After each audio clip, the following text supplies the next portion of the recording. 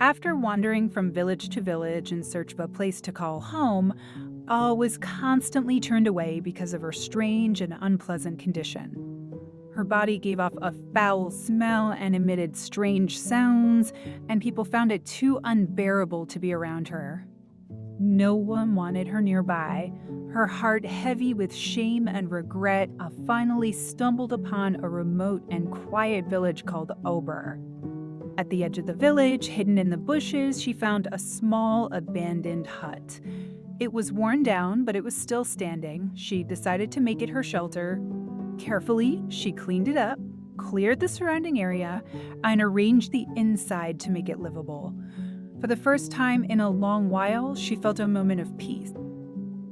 She whispered to herself that maybe this was where life had brought her to rest, far from judgment, far from shame. Whether she would live or die there, she no longer cared. She just wanted to be left alone. As stayed out of sight from the villagers as much as she could. She only left her hut when it was absolutely necessary, and even then, she made sure to avoid contact with anyone. In the evenings, when the village stream was empty, she would go fetch water, walking quickly and silently to avoid being seen. For food, she didn't dare go to the market. No one would sell anything to her anyway. Everyone knew who she was and what she was suffering from. Instead, she roamed into the thick bush to gather wild fruits, vegetables, and roots to survive. She boiled what she could, ate what she found, and never complained because she believed she deserved the life she was living. Every day, she thought about the mistake she made, the cruel spell she cast on Princess Ugma out of jealousy. She wished she could undo it, but now, with the spell turned back on her, she believed she was only reaping what she had sown. Though life was rough, what puzzled her was the fact that she hadn't faced any major danger while living in the secluded hut. No wild animals had attacked her, no evil spirits had disturbed her, and no one from the village had come to drive her away. That tiny fact gave her a strange sense of comfort. Still, she lived in deep regret and isolation. Villagers who happened to catch a glimpse of her whispered and laughed behind her back, calling her the smelly fat woman without even knowing her name. But had accepted this painful identity, she no longer fought back or tried to explain herself. She simply survived day by day, hoping that one day something might change or that the suffering would eventually come to an end. All she had left was silence, loneliness, and the distant memory of the person she used to be before everything fell apart. In the heart of the village of Aber, King Ik ruled with a quiet strength. He had been married to his queen, Uma, for over 2 decades. Though their bond was strong and filled with love, their union had been marked by one deep sadness: they had no child. For years, they prayed and hoped, consulted healers and spiritual leaders, but nothing changed. The king adored his wife and never wanted to hurt her by taking another woman, though the pressure to have an heir weighed heavily on him. Every time he visited the great seer of the land to ask whether taking a second wife might solve the problem, the answer was always the same: it wouldn't help. Even if you marry again, the seer warned him, you still won't have a child, at least. Not through that path. This response left King Ik both comforted and confused. He trusted the wisdom of the elders, but couldn't shake off the fear that his throne, his entire lineage, was at risk of dying with him. That fear grew deeper one day when his council of chiefs unexpectedly showed up at the palace unannounced and tense. King Ik immediately sensed trouble. The chief sat down solemnly before him, eyes lowered, and the silence was heavy. Eventually, one of them spoke up. He respectfully but firmly told the king that the matter of the royal lineage could no longer be ignored. A kingdom without a known heir, he said, was like a flame about to be snuffed out. They feared for the future of Aber. If the king passed away without a successor, it would lead to confusion, chaos, and possibly civil strife. Another chief added that they had all met privately and agreed that if King Ike didn't produce an heir by the end of the next farming season, 9 months they would have no choice but to choose one themselves. It was a political warning disguised in polite language, and the king heard it loud and clear. Though angry, he knew they were within their right. After the council left, the palace was thick with unspoken words. Queen Uma sat beside her husband, her face pale, lips pressed tightly together. She didn't know how to comfort him or herself. She had long ago accepted the shame of barrenness, but now the reality that her husband's kingship might be threatened because of it was unbearable. She turned to prayer, hoping for a miracle that seemed less likely with every passing day. Meanwhile, King Ik sat in his chambers, struggling with the burden of leadership and the pain of uncertainty.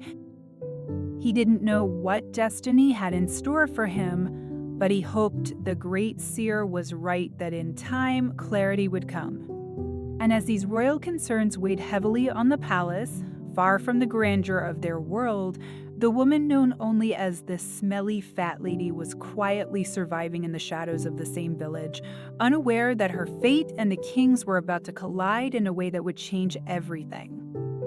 One late afternoon, Elle went into the forest as usual, hoping to find anything she could eat. She spotted a plantain tree with a few ripe ones hanging low, and with the small knife she always carried, she reached up to cut them down. But just as she moved in, a sharp sting shot through her leg. She looked down and saw a scorpion scurrying away. The pain was instant and blinding. Her leg gave out beneath her, and she collapsed to the forest floor. The world around her began to blur. Her last clear thought was the image of the plantain swinging gently above her before everything faded to black. When she finally opened her eyes, she was in a small, dim room she didn't recognize. Her leg throbbed and her head spun. Panic set in as she tried to sit up, unsure where she was or who had brought her there. A kind, older man stepped into the room just then and noticed she was awake. His face was calm but serious. He told her he had found her unconscious in the woods and brought her back to his home to treat the scorpion's sting.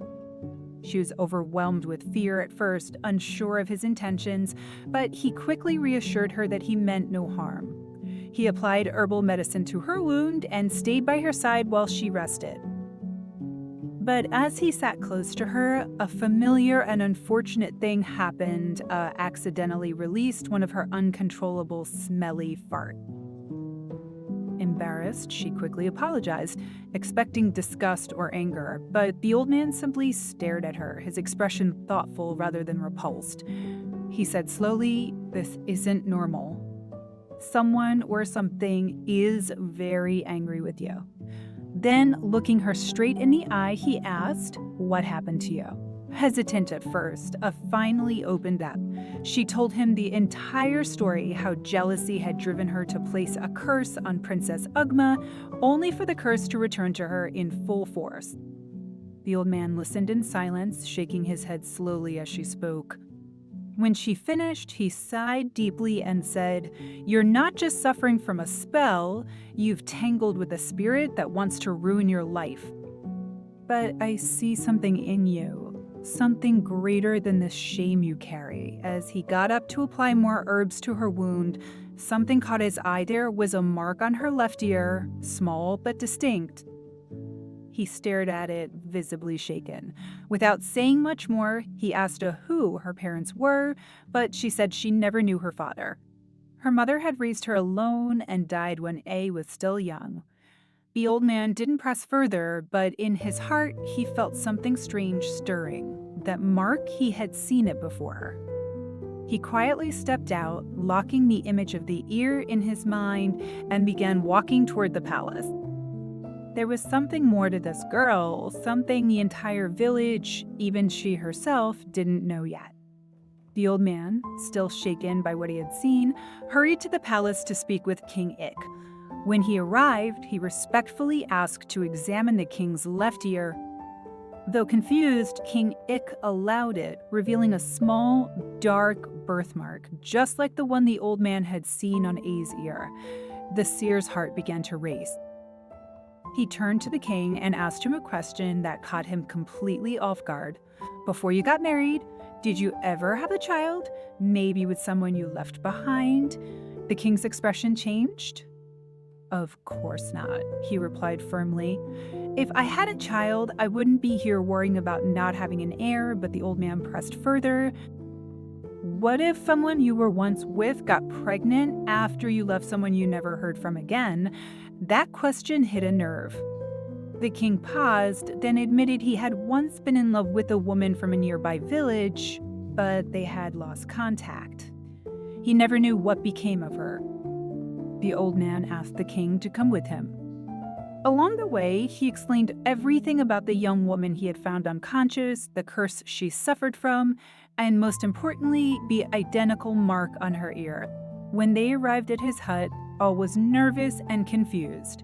She had no idea why the king himself had come to see her. The seer asked them both if they recognized each other, but neither did. Then slowly and carefully, he revealed the mark on his ear to the king. The king was stunned. It was identical to his. His voice trembled as he asked her about her mother. Her name was Aoife, replied softly. She raised me alone. She told me nothing about my father, only that he left before I was born. The king's heart pounded. He remembered Aoife. He had loved her deeply during his youthful days in the village of Isai. They had lost touch when his father summoned him back to the palace, forbidding him from returning to that village ever again. He had no idea she'd been pregnant. Overwhelmed, King Ik turned to the seer. Are you saying this girl is my daughter? The old man nodded solemnly. All signs point to yes, sat there frozen, trying to understand what she had just heard. Her life, she'd been shunned, rejected, mocked, and now she was being told she was royalty. She was the daughter of the very king the villagers respected and feared. Tears welled in her eyes. If only she had known. If only her mother had lived long enough to tell her. She had spent years in suffering and shame, not realizing her true identity. King Ik, moved by both guilt and joy, gently reached for her hand. You are my daughter, he said with emotion. You're not just someone cursed, you are my child, and you belong in the palace. The moment was emotional for everyone present. Though the road ahead would still be challenging, a door had opened that neither Ain nor the king ever imagined possible. Their lives were about to change forever. I could hardly believe what she was hearing. Just hours ago, she was a woman hiding in shame, unsure if she'd even live to see the next day, and now she had just learned that she was the daughter of a king. The truth shook her to the core, but before she could fully process it, she was reminded of the curse still clinging to her. Even with her royal blood, her condition hadn't changed. The smell and uncontrollable gas still followed her, and she feared it would never end. She asked the king and the seer not to take her back to the village just yet, not until something could be done about her condition. She didn't want to return to a place where everyone knew her as the smelly woman, not even as a princess. King Ik understood her hesitation. He knew her shame ran deep and that being acknowledged as royalty would mean nothing unless her dignity could be restored. Meanwhile, back in the village of Isi, Princess Ugma was living a peaceful life with her husband. She had just discovered she was pregnant, a moment of great joy after all she had endured. Her past humiliation, the very same curse that A had cast on her, was now just a distant memory. She had long forgiven those who turned their backs on her during her time of suffering. One by one, people who had wronged her came to apologize, including a former friend named Afua, who once mocked her the loudest. With time, Ugma found peace not through revenge, but through grace. When A finally returned to the village with King Ike and the Great Seer, her heart was pounding with fear. She had been banished, hated, and publicly shamed in this place. Stepping foot there again felt like walking into fire. As expected, people stared. Some were shocked, others angry, but didn't come to fight. She came for forgiveness and for healing. Ugma was stunned when she saw again after so many years. The friend who had betrayed her stood trembling, ashamed, and clearly broken. Fell to her knees, tears streaming down her face, begging for forgiveness. "I am sorry," she cried. "I let jealousy control me. I cursed you when you did nothing but care for me. I don't deserve your mercy, but I ask for it anyway." Ugma's heart softened. She had suffered greatly too, but she had also healed, and healing had taught her compassion. She helped At to her feet and hugged her tightly. Then, without hesitation, she took A to the River of Justice, the same sacred place where her own curse had been lifted. They dressed in white, carried offerings of salt, kola nuts, and alligator pepper, and Ugma prayed deeply on his behalf. She asked the spirits for mercy, for the curse to be broken, and for her friend to be free at last. When the ritual was over, I felt a stillness inside her she hadn't felt in years. Hours passed, and for the first time in what felt like forever, she didn't release any gas. Her body was silent, her heart was light, the curse was gone. When I returned to King Ik's palace after the cleansing ritual, she was no longer the same woman. She walked with a calmness that hadn't been there before, a stillness in her soul, and most importantly, the shameful curse that had followed her for years was gone. The palace guards and servants who once whispered cruel names behind her back now bowed respectfully. King Ik welcomed her with open arms, proudly presenting her to his wife, Queen Uma, and the Council of Elders as his long-lost daughter. Everyone was stunned at the news. Word quickly spread across the village, and soon the entire kingdom was buzzing with curiosity. To honor her return, the king announced a celebration for his daughter, inviting all the villagers. Many came out of excitement, but others showed up out of disbelief. How could the woman they had mocked for so long turn out to be a princess? At the gathering, the crowd gasped when they saw who the princess was. Whispers ran through the air, "Isn't that the smelly woman?" But they were quickly silenced when King Ik stood and addressed his people. "This young woman," he began, "was brought to this village by shame, but today she walks in honor. Her suffering was never meant to destroy her, but to guide her to her destiny. She is my daughter, my only child, and from this day forward, any man who marries her will one day sit on this throne." The crowd fell silent, then erupted into cheers. In that moment, I realized something powerful. Her worst pain had led her to her greatest purpose. The same people who once turned away from her now clapped for her, some even coming up to apologize for how they had treated her. And each of them offered forgiveness with grace and peace in her heart. The weight she had carried for so long was finally lifted, not just because the curse was gone, but because she had found healing both inside and out. Time passed, and I found love with a kind man who didn't see her past. He only saw the woman she had become. They got married in a royal ceremony and were later blessed with 4 beautiful children. Her story spread beyond the borders of Auber and became a tale told for generations, a story not just about a girl with a curse, but about patience, repentance, forgiveness, and transformation. And perhaps that's the most important lesson. Sometimes the pain we go through is not punishment, but preparation. If Ah had not walked her humiliation, she would have never found her true identity.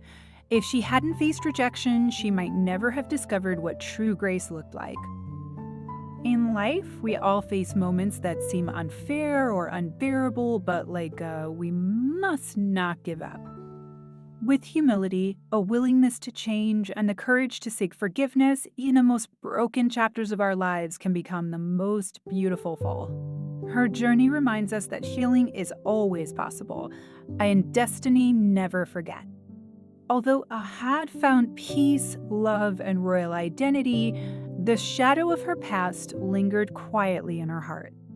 At night, she would often lie awake in her soft royal bed, thinking about the years she had spent in the forest, starving and hiding, surviving on fruits and roots while enduring humiliation. The luxury of the palace felt surreal at times, almost like it belonged to someone else. Her new clothes, her servants, even the respect people now gave her, it all felt too sudden, too different. Sometimes she caught the lingering stares of villagers who had once mocked her. Though they now bowed and smiled, she could see the memory still flickering behind their eyes. She had been the smelly woman for too long for people to forget overnight. And yet, she never held it against them. In truth, she barely held anything against anyone in war. What she struggled with most was forgiving herself. One afternoon, while walking through the palace gardens with her husband, paused by the stream running along the edge of the estate. It reminded her of the village stream where she had once been chased away, ridiculed, and humiliated by strangers. The memories returned vividly. The shouting voices, the laughter, the sting of shame. She knelt beside the water, not to cry, but to simply reflect. Her husband noticed the shift in her mood and sat quietly beside her. "I still carry it," she admitted softly, staring at the water, the shame, the guilt. "Even now, it clings to me sometimes." He gently took her hand. "You were a different person then," he said. "That pain brought you here. It shaped you, but it doesn't define you. Look at you now. You chose healing. You chose kindness. You forgave. That matters." She nodded, letting his words settle in her heart.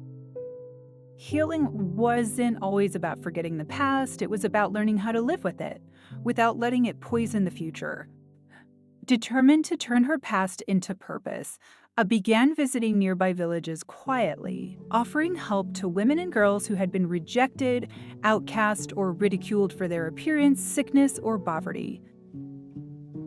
She visited orphanages, brought food to widows, and donated from her royal allowance to rebuild broken homes. But most importantly, she listened. She sat beside women who carried shame the way she once did and allowed them to speak without fear. To them, she wasn't just a princess, she was living proof that even the most broken soul could rise again. Slowly, stories of the compassionate princess spread across the kingdom. People no longer referred to her by her old nickname. Instead, they whispered of her grace, her kindness, her resilience. And as she gave others the second chance she had been given, I finally began to feel whole. Not because she was royalty, but because she had become what she always needed, someone who saw beyond shame, someone who could love deeply, and someone who believed that no one was ever too far gone to come back.